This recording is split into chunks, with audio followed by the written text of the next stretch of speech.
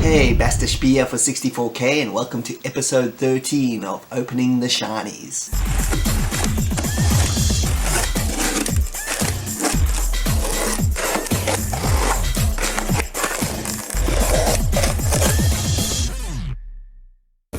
And welcome back. So today's episode is a Commodore 64 Blowout, number 3. I haven't done one of these episodes in a very long time, maybe even a year.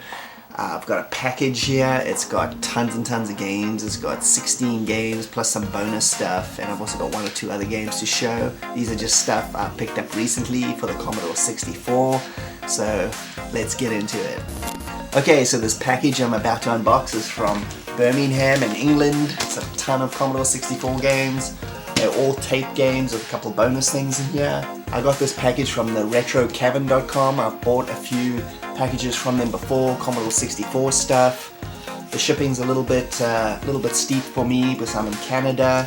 If you live in the UK or Europe, you're gonna get a super good deal on this. I still got a good deal, especially for the games. I just don't have access to these games, especially the tape format over here. So this is still pretty awesome for me.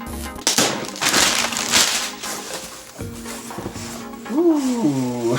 Okay, I'm just going to put this over here and I'll start pulling them out one by one and we'll be checking them out. Okay, so first up is a game called Darkness.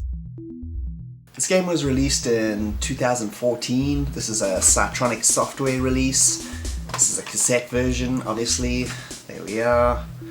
And this game is by Trevor Story, Akim Volkers, the guys that did Age of Heroes, which came out in 2019. It's an awesome game. They've done lots of other stuff.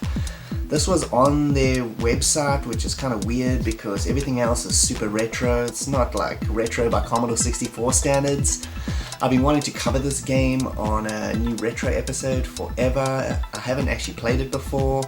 It's supposed to, as far as I know, play a little bit like Saberwolf, the old Ultimate game, as far as I know. So anyway, Darkness. And next I got Nighttime. This is actually part of a series released by Mastertronic. This is the 3rd game in the series, and another one of them is Spellbound. That's another one of the part of this trilogy. This is Mastertronic's Mad label. If you don't know that, it's like kind of like a budget label that was released in the UK. Last V8 came out on this label as well, if I remember correctly.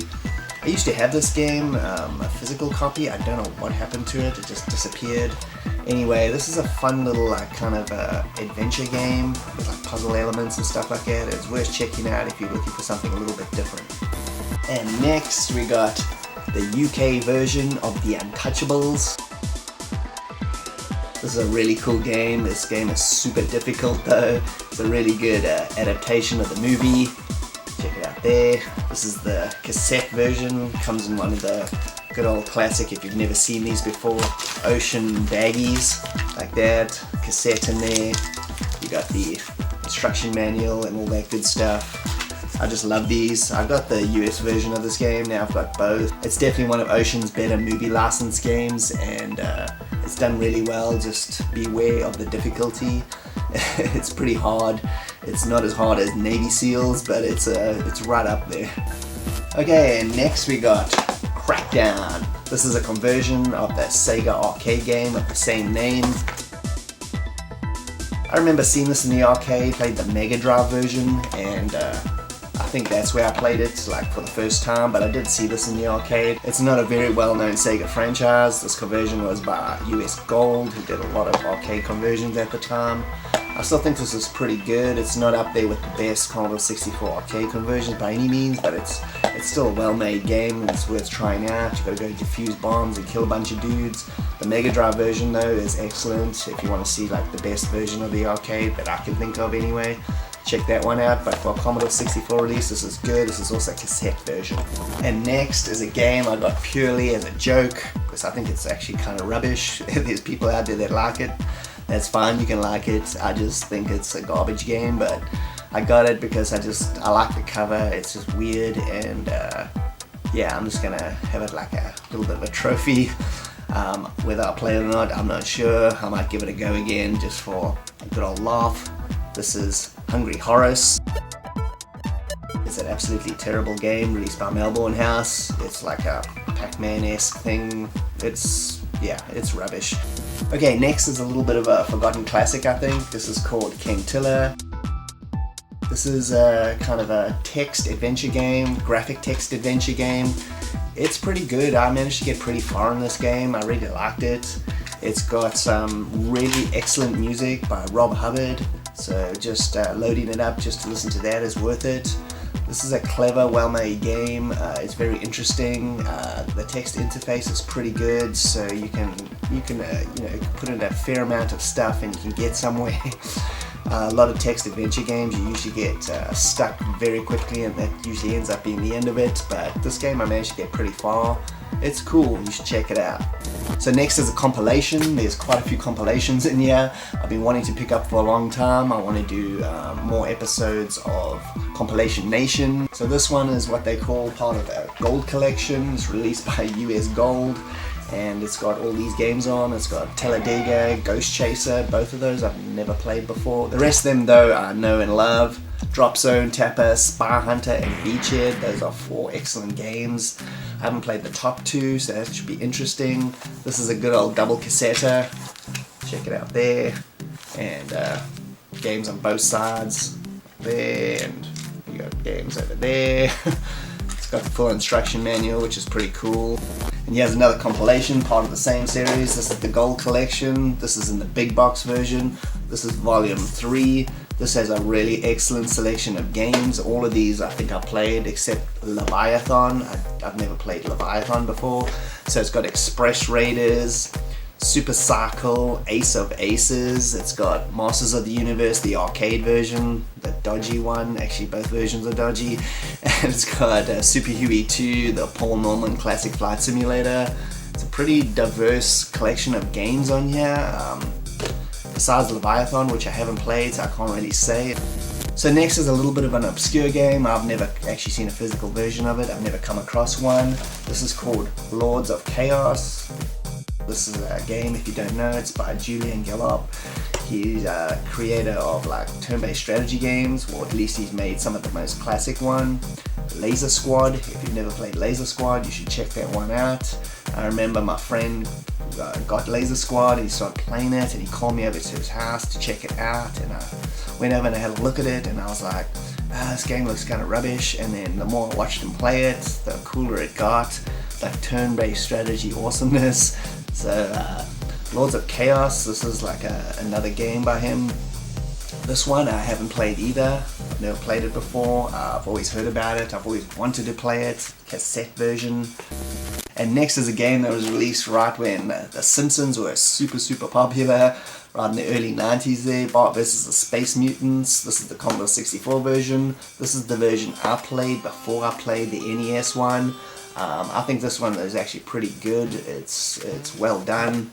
I played the NES one after I played this one. It's got the instructions, cassette, everything in there.